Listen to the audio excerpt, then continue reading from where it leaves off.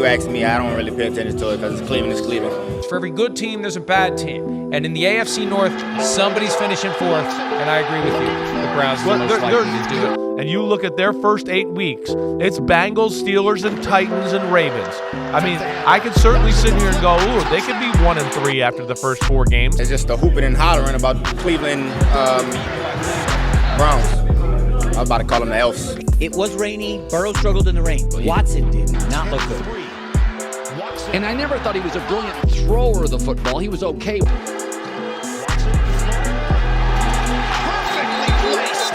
I watched them, and it's just like it's just not. I don't see a lot of what everybody loves about Deshaun Watson. I want to see if Moore, who they traded for at receiver with the Jets, right? What he looks like at that position. I want to see Dalvin Tomlinson. I want to see can Zadarius Thomas stay healthy on the edge and be a dominant force there. Smith, excuse me. Browns could be a team 8-9, just missed the playoffs. I don't know. That's how I kind of envision it.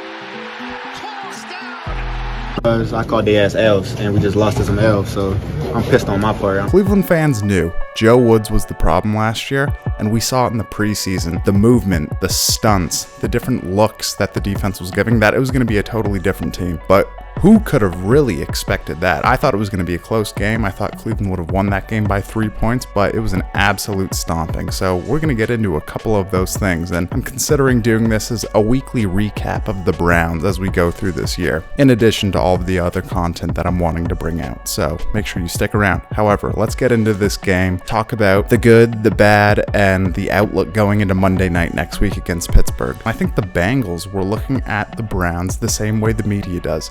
We attach so much value just in names, not through an accurate analysis of a roster, the additions to a roster, the development of the core players throughout their time so far in the NFL. And speaking of guys who have developed well, Grant Delpit might be the most improved player I've ever seen in my life. Obviously, he had the Achilles injury in his rookie year, but even in year 2, it took him quite some time to get really comfortable and to be able to be the guy that the Browns thought they were getting when they drafted him out of LSU. So he was just downhill. He was great in man coverage. That breakup on T. Higgins down the rail was it was truly outstanding. So amazing job there. I think that Schwartz is going to get the absolute best out of him. But this front seven, honestly, from the very first snap, Zadarius Smith was in the backfield getting his hands on Burrow. And if I'm a Cincinnati fan, I am significantly concerned about this offensive line. They're bringing Orlando Brown, thinking that that's going to be a fix-all, but you can't just block up one side aggressively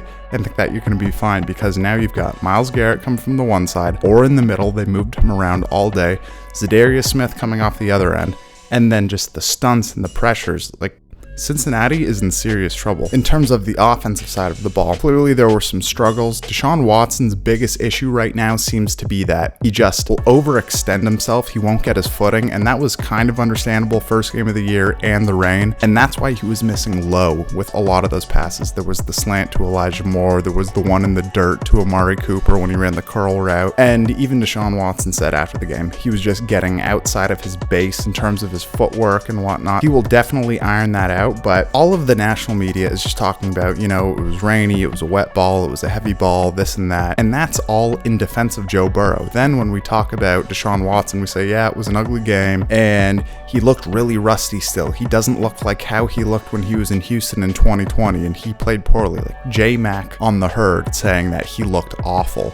It's just a ridiculous statement. If he looked awful, then how did Joe Burrow look, first of all? And second of all, it's not a true statement. He did what he had to do. He did just enough to get that win, and that's a good game. Threw a touchdown, ran for another one, had multiple big runs, over 40 yards on the ground rushing on 5 runs. But what about Burrow? Burrow looked like he couldn't even hold the ball properly, and there was all that stink coming out of the draft that he had small hands. Well, that was a pretty telling game yesterday. Nick Chubb still looked great. The The Browns O-line looked amazing. Jack Conklin going down isn't great. However, he was starting to show signs of diminishing output last year, and it's only understandable with the amount of injuries he's had to his knees in particular. It was just a matter of time before something like that was bound to happen again, and that's why they took DeJuan Jones. We've seen Baldy's breakdowns throughout the whole preseason. This guy is unbelievable, so he's going to be a staple in that spot, and next week with TJ Watt, that's going to be an amazing matchup to see, and it's a true test to see how elite he is as a rookie player. The biggest thing I want to see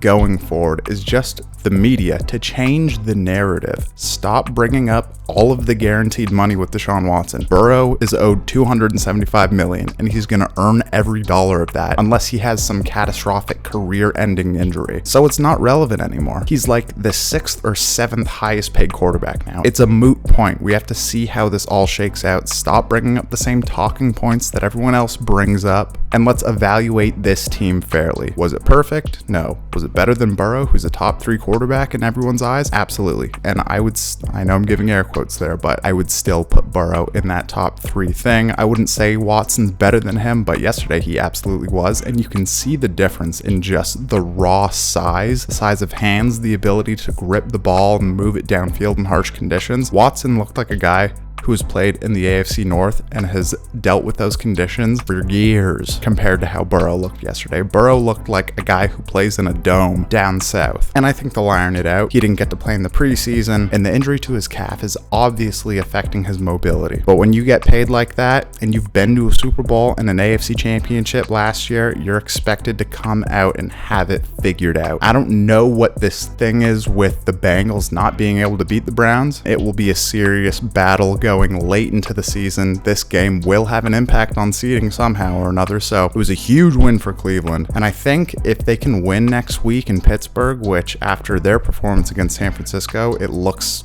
decently likely, there's going to be a lot of crow being eaten because everyone picked Cleveland to come last in this division. They're going to be a 12-5 team. They are going to be a playoff team. You cannot add this much talent and have this much homegrown talent in terms of their drafts over the past couple of years to say that they're not going to put it together. Coaching was the biggest issue, defensive coaching specifically, and Schwartz has already figured that out. It actually looks like they have an identity. So are the Browns going undefeated? Absolutely not, but are they head and shoulders improved of where they were last year? Absolutely, and we've just scratched the surface. So going into this Pittsburgh game, Pittsburgh clearly has a lot of room to improve, and I think they will, but all this hype on Kenny Pickett coming out of the preseason was just so unwarranted in my eyes. The guy threw 7 touchdowns and 9 interceptions, something like that, and yes, he's a young player. Yes, Watson didn't have a great year last year either, but Watson had things on paper beforehand that you could look to and say, okay, he might return back within this stratosphere of where he was, and if that's there with how the Browns are built with defense and the run game,